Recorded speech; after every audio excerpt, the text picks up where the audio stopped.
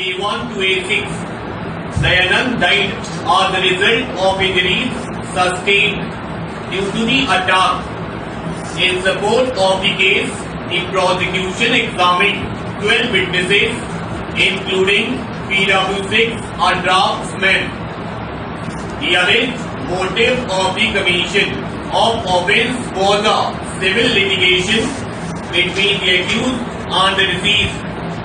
PW6, the draftsman, stated that he had prepared the site plan as per the indication given by PW7 and another eyewitness who was not examined by the prosecution. PW7 stated that his clothes were blood-stained, but he had not shown it to the police.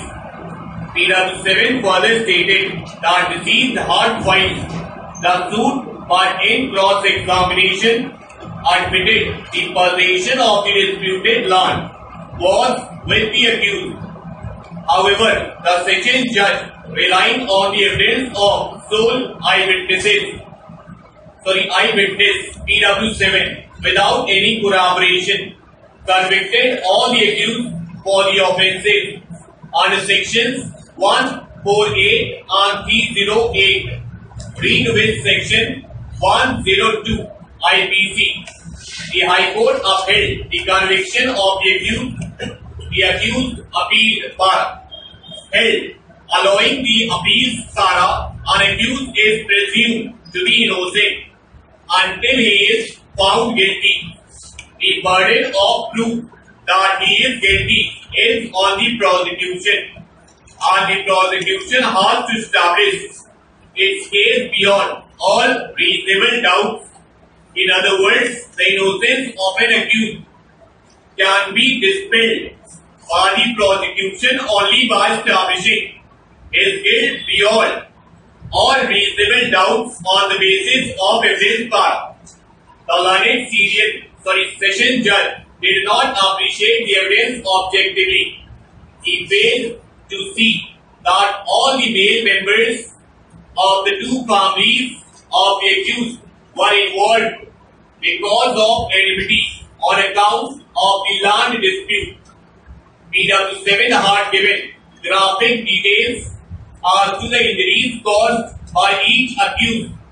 The prosecution case entirely rested on the sole evidence of PW7, who was not only interested being the cousin of the deceased and was inimical to the accused in view of the civil litigation.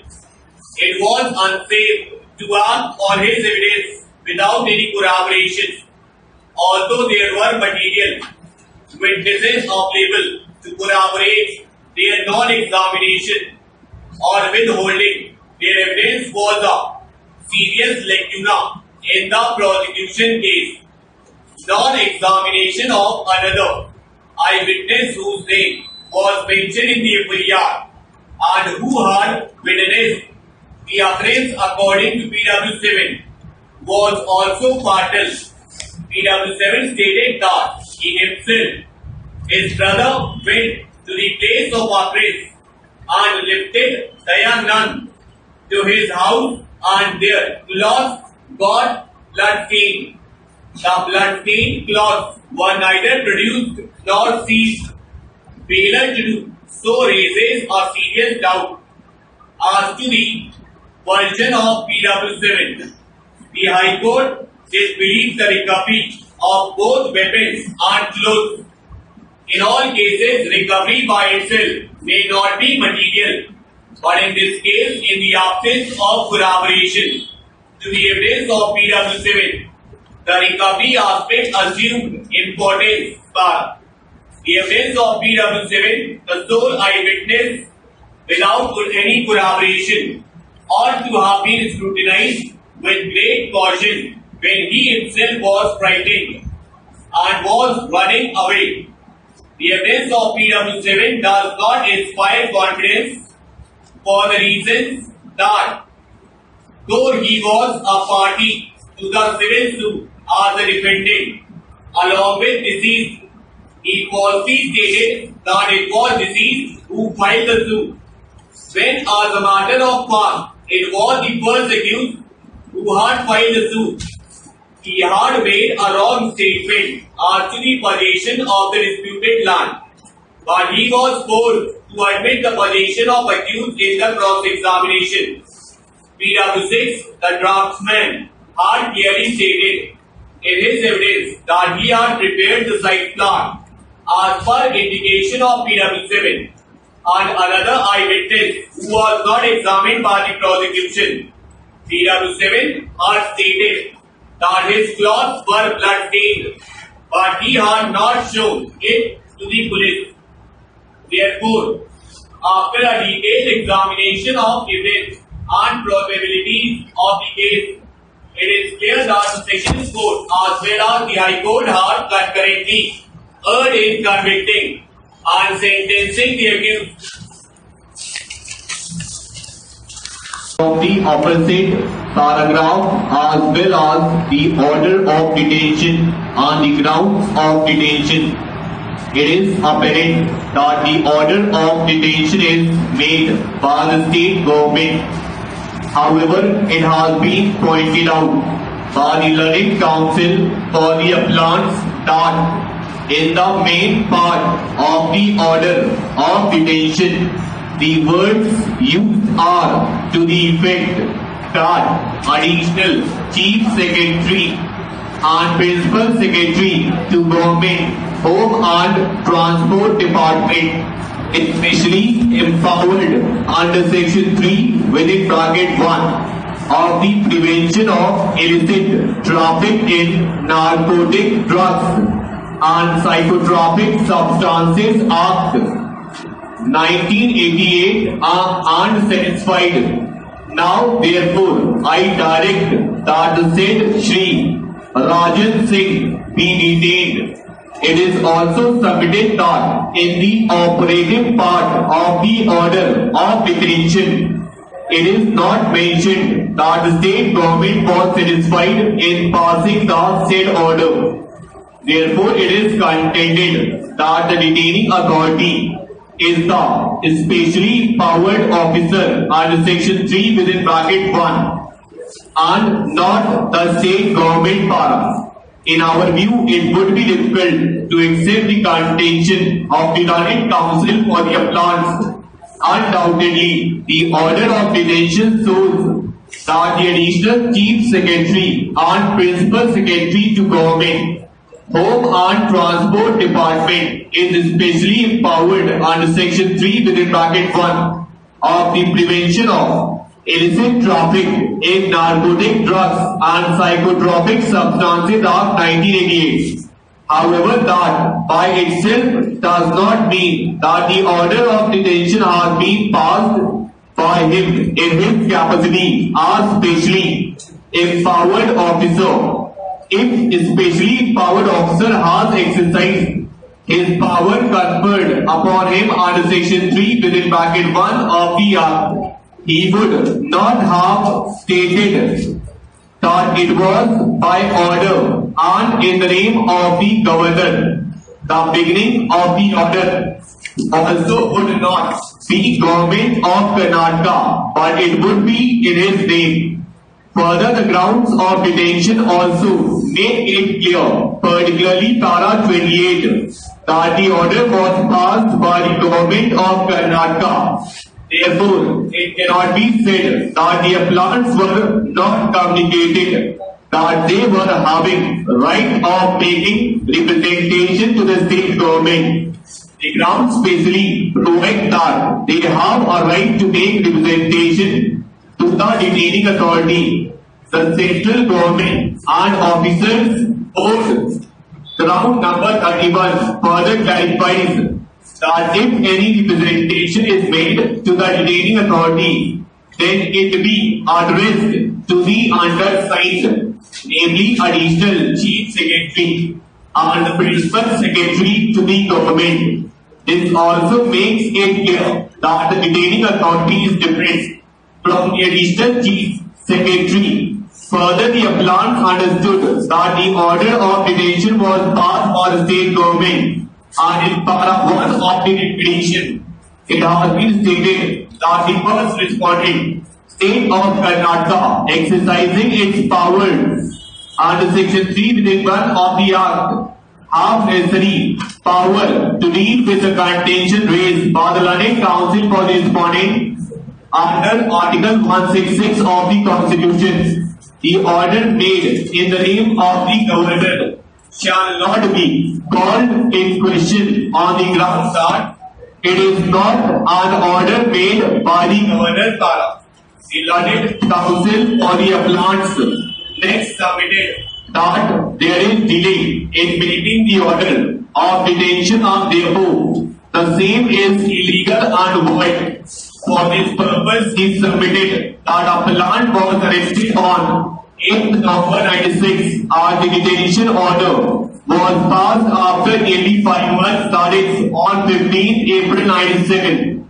In our view, this contention is rightly rejected by the High Court as the detaining authorities are sufficiently explained the reasons for the said delay. The explanation given for the delay is also mentioned in para 4 within bracket C of the counted affidavit filed on behalf of the Union of India.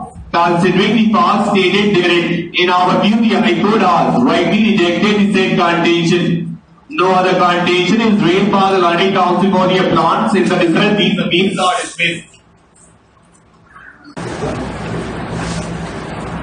From the plain and literal reading of the said provision and the Gazette notification, it is clear that the Act came into force on 22nd August 96.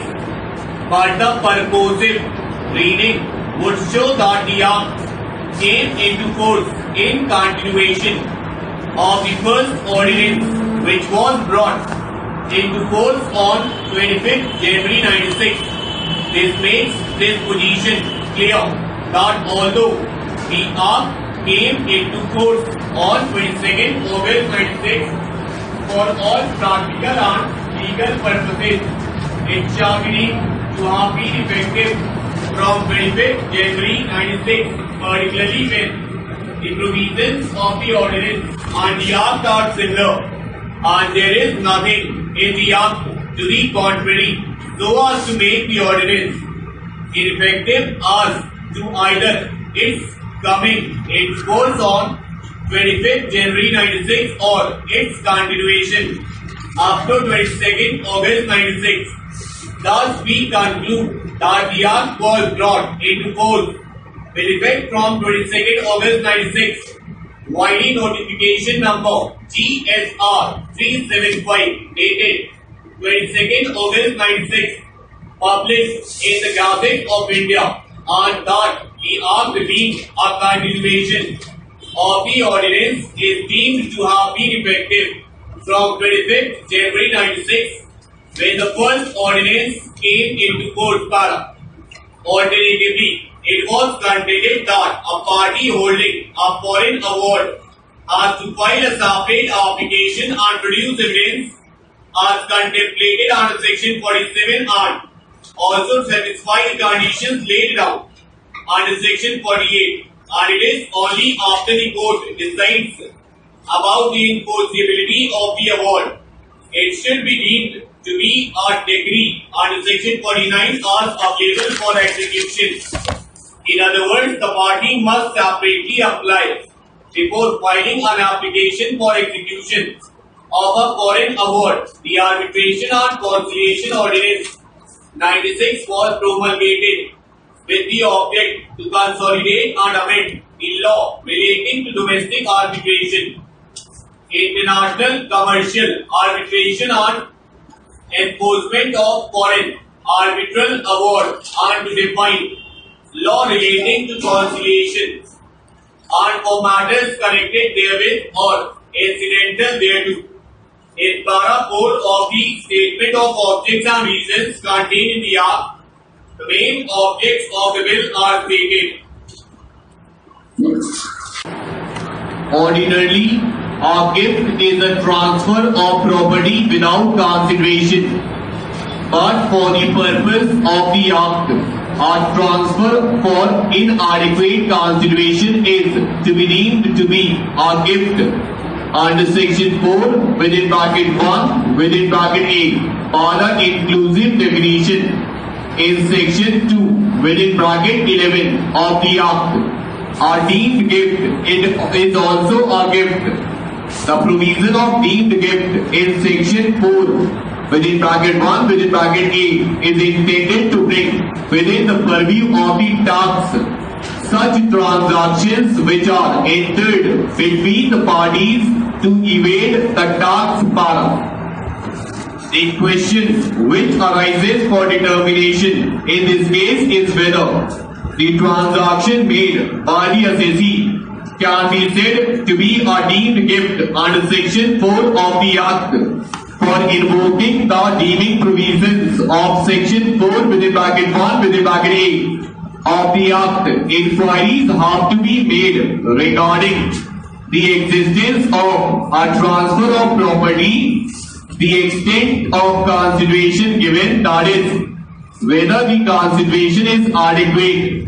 It is necessary for the assessing officer to show that the property has been transferred, otherwise than for adequate consideration. The finding as to inadequacy of the consideration is the essential sine qua non for application of the provisions of deemed gift. The provision is to be construed in a broad commercial sense and not in a narrow sense, in order to hold that a particular transfer is not for transferred and the consideration then passed for the same must be appreciated in context of the facts of the particular case.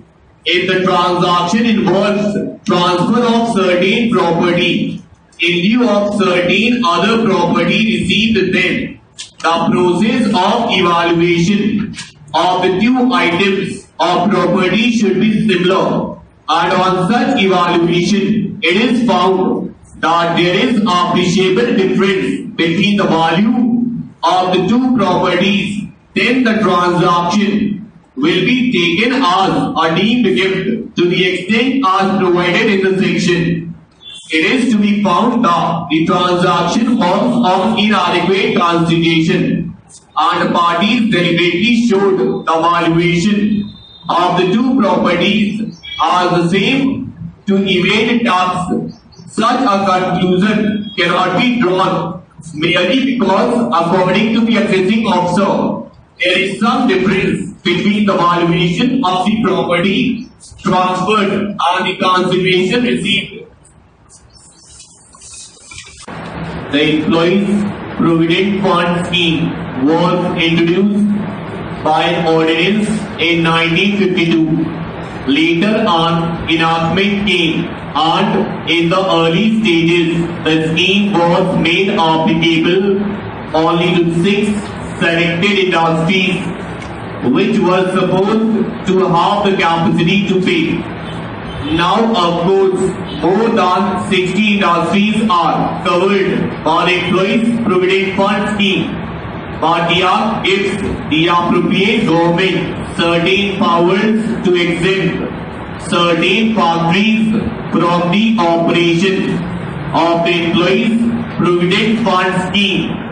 Thus, the employees in a particular industry are governed by more than one provident fund scheme, as is obvious. Frequent changes in the place of employment take place, and a worker who is today employed in an exempted factory may in due course join a factory where the Employees Provident Fund Scheme under the Act is applicable. Then he faces a lot of difficulties in the transfer of his funds from the exempted scheme to the statutory scheme. It is therefore time that the government did away with exemptions altogether. Then, Mr. Vice Chairman, the need for a comprehensive social security scheme is well expected in the country. The state government some 10 years back appointed a working group headed by Mr. V.K.R. Menon, Director of the Regional Office of the ILO in New Delhi. That working group went round the country and produced a comprehensive scheme for social security. Our recommendation was that the employee state instruments and the employee protect fund schemes should be merged into one social security scheme, which would also be able to give workers unemployment benefits and old age pension. So, after long discussions, we are about to pass this bill. Many of our suggestions have not been accepted, and we shall continue to press them in future whenever we get a chance. As you know, even before this measure came, I brought in an amendment to section 293 prohibiting donations to political parties. We may do it from this side of the house through private members' bill. Now, I will make a few suggestions. Whatever little improvements have been made, despite the fact that they have not gone very far at all. Very much will depend on how the law is administered. And we find from our experience that whenever a measure of this kind is passed containing neither so bad nor so good provisions, they are not properly implemented. There are certain provisions in the bill which are important and they should be enforced. We can enforce them. Sir, great responsibility devolves on the Department of Company Affairs.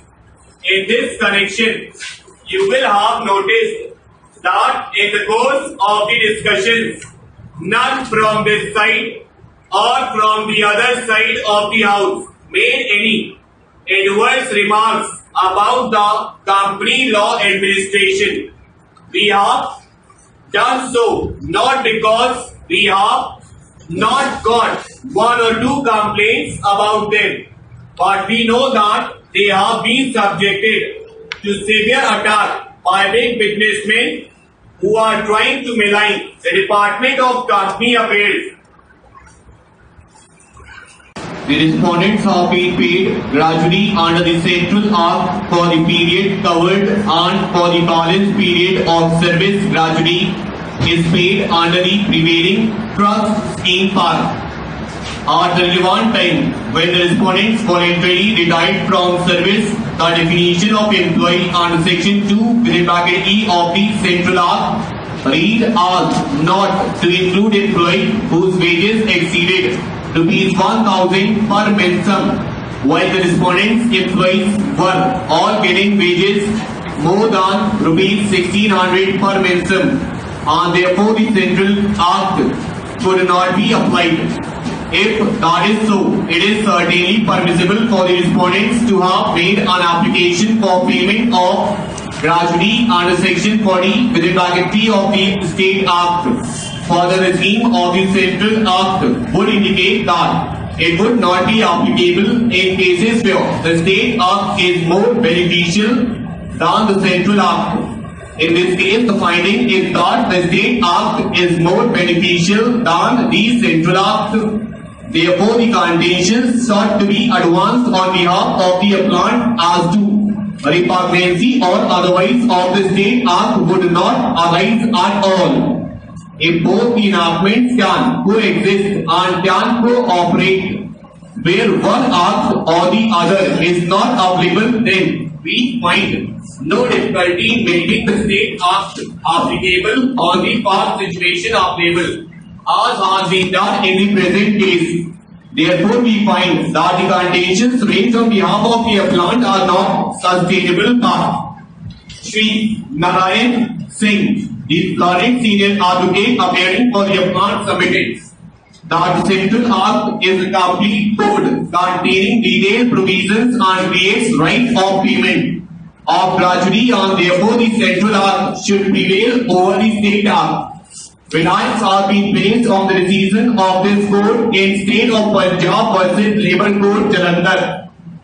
In that case, the issue before the court was whether for payment of gratuity an application could be made under section 33 within bracket C of the Industrial Disputes Act 1947.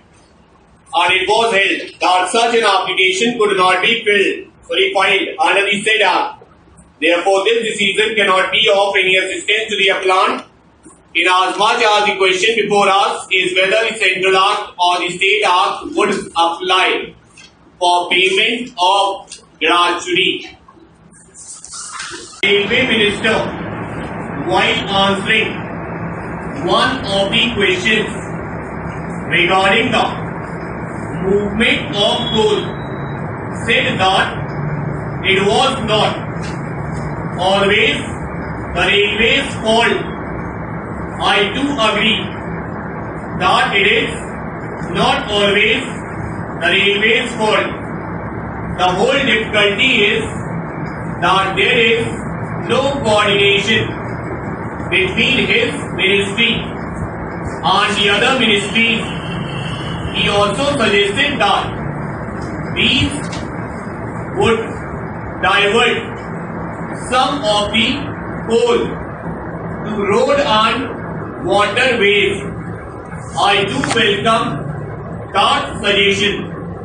From today's papers, I find that the World Bank, the Planning Commission and the Railway Ministry had a meeting with shipping companies who are willing to supply 24 more ships to transport 1 million old tons of coal to the south.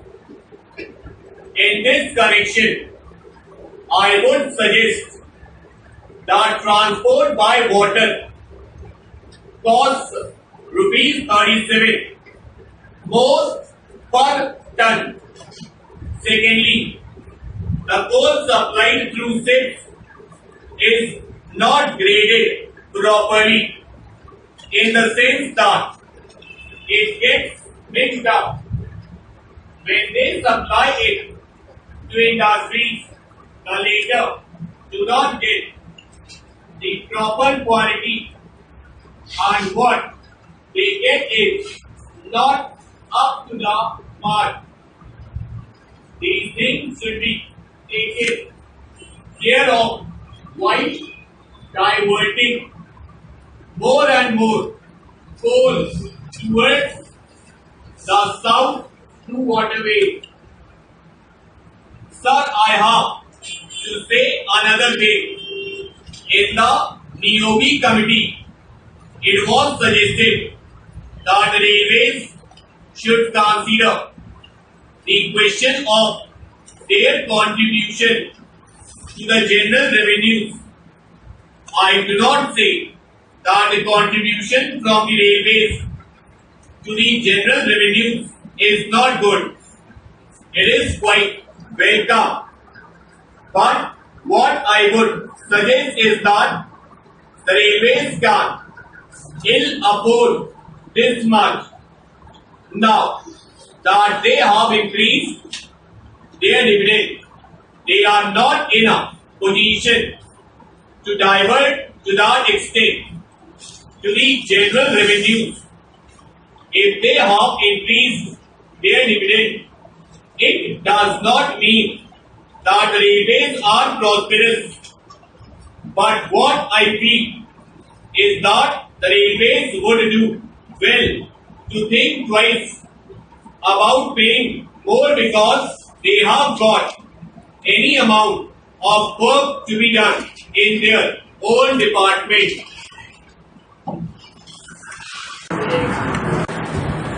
start in learning shorthand speed writing, regularity or attending the class daily religiously is very important stop.